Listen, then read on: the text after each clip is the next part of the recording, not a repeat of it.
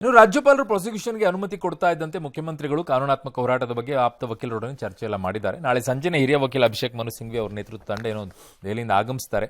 ರಾಜ್ಯಪಾಲರ ಆದೇಶ ಪ್ರಶ್ನಿಸಿ ನಾಡಿದ್ದು ಹೈಕೋರ್ಟ್ ಮೊರೆ ಹೋಗಲಿದ್ದಾರೆ. ಸಿಎಂ ನೇತೃತ್ವದಲ್ಲಿ ನಡೆದಂತೆ ಇವತ್ತು ಸಂಪುಟ ಸಭೆಯಲ್ಲಿ ರಾಜ್ಯಪಾಲರ ಆದೇಶ ಖಂಡಿಸಿ 3 ನಿರ್ಣಯಗಳನ್ನು ತಗೊಂಡಿದ್ದಾರೆ. ರಾಜ್ಯಪಾಲರು ಬಿಜೆಪಿಯ ಪ್ರತಿನಿಧಿಯಾಗಿ ಕೆಲಸ ಮಾಡಬಾರದು ಅಂತ, ರಾಜ್ಯಪಾಲರನ್ನು ಬಳಸಿಕೊಂಡು ನಮ್ಮ ಸರ್ಕಾರ ಅಸ್ಥಿರಗೊಳಿಸುವ ಕೇಂದ್ರ ಪ್ರಯತ್ನಿಸ್ತಾ ಇದೆ, ಇದನ್ನು ವಿರೋಧಿಸ್ತೀವಿ ಅಂತ ಇವತ್ತು ನಿರ್ಣಯವನ್ನು ತೆಗೆದುಕೊಂಡಿದ್ದಾರೆ. ಜೊತೆಗೆ ಸಂಜೆ ಎಐಸಿಸಿ ಅಧ್ಯಕ್ಷರನ್ನ ಕೂಡ ಮುಖ್ಯಮಂತ್ರಿಗಳು ಭೇಟಿ ಮಾಡಿದ್ದಾರೆ. ಕೂಡ ಪ್ರಕರಣದಲ್ಲಿ ತೆಗೆದುಕೊಂಡಿರ್ತಕ್ಕಂಥ ತೀರ್ಮಾನ ಅದು ಕಾನೂನು ಬಾಹಿರವಾದ ತೀರ್ಮಾನ, ಅಸಂವಿಧಾನಿಕವಾಗಿರ್ತಕ್ಕಂಥ ತೀರ್ಮಾನ.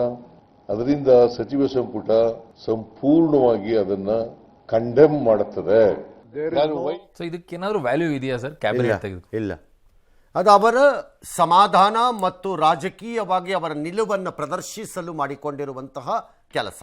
ಓಕೆ, ಆ ನಿರ್ಣಯಗಳಿಗೆ ಯಾವುದೇ ಮಾನ್ಯತೆ ಇಲ್ಲ. ಓಕೆ, ಅದನ್ನು ಪಾಲನೆ ಮಾಡಬೇಕು, ಅದಕ್ಕೇನೋ ಘನಂದಾರಿ ಬೆಲೆ ಇದೆ ಅಂತೇನಿಲ್ಲ. ಅದಕ್ಕೆ ಮೊರಲ್ ಆಗಿ ಒಂದಿಷ್ಟು ಶಕ್ತಿ, ಅದು ಅವ್ರ ಇಷ್ಟ, ಅದು ಏನು ಬೇಕಾದ್ರೂ ಮಾಡ್ಕೋಬಹುದು, ಅದು ಅವ್ರವ್ರ ಇಷ್ಟ. ಅದು ನೋಬಡಿ ಎಕ್ಸ್ಪೆಕ್ಟ್ಸ್ ಸಿದ್ದರಾಮಯ್ಯನವರ ಕ್ಯಾಬಿನೆಟ್ನಲ್ಲಿ ಒಮ್ಮನಸ್ಸಿನಿಂದ ಏಕಧ್ವನಿಯಿಂದ ಈ ತೀರ್ಮಾನವನ್ನ ಮಾಡಲ್ಲ ಅಂತ ಯಾರು ನಿರೀಕ್ಷೆ ಮಾಡ್ಲಿಕ್ಕೆ ಸಾಧ್ಯ ಇದೆಯೇನು? ಇಲ್ಲ. ಹಾಗಾಗಿ ಅದಕ್ಕೇನು ದೊಡ್ಡದಿಲ್ಲ. ಇದು ಕಾನೂನು ಬಾಹಿರ ಅಂತ ಅವ್ರು ಹೇಳಿದ್ದಾರೆ. ಅದು ಅವರ ದೃಷ್ಟಿಕೋನದಲ್ಲಿ.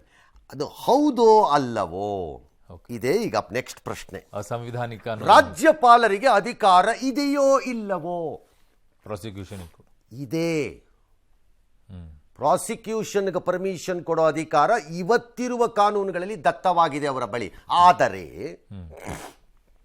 ಅವರು ತೆಗೆದುಕೊಳ್ಳುವ ಆ ನಿರ್ಧಾರಗಳೆಲ್ಲ ಕಾನೂನಿನಲ್ಲಿ ಮಾನ್ಯವಾಗುತ್ತದೋ ಇಲ್ಲವೋ ಗೊತ್ತಿಲ್ಲ. ಈ ಪ್ರಕರಣದಲ್ಲಿ ಈಗ ಕೋರ್ಟಲ್ಲಿ ಡಿಸೈಡ್ ಆಗಬೇಕು. ಹಾಗಾಗಿ ಸಿದ್ದರಾಮಯ್ಯವರು ಕಾನೂನು ಬಾಹಿರ ಅಂತ ತಕ್ಷಣ ಕಾನೂನು ಬಾಹಿರ ಆಗ್ಬಿಡಲ್ಲ.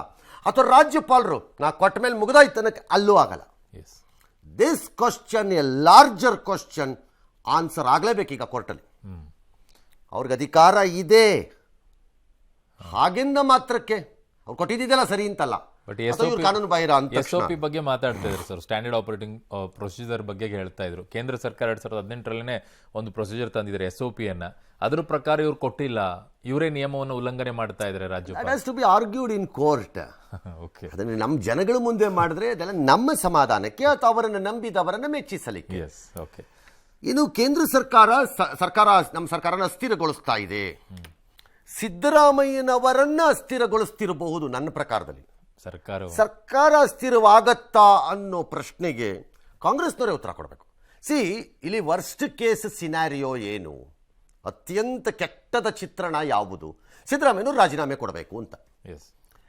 ಮುಖ್ಯಮಂತ್ರಿಗಳು ರಾಜೀನಾಮೆ ಕೊಟ್ಟರೆ ಕಾಂಗ್ರೆಸ್ ಸರ್ಕಾರ ಬದಲಾಗಲ್ಲ. ಇಲ್ಲಿ ವ್ಯಕ್ತಿ ಅಷ್ಟೇ, there will be one more fellow who will come ಅಷ್ಟೇ. ಹೌದು. ಸೊ ಕಾಂಗ್ರೆಸ್ ಸರ್ಕಾರ ಅಸ್ಥಿರವಾಗಲ್ಲ.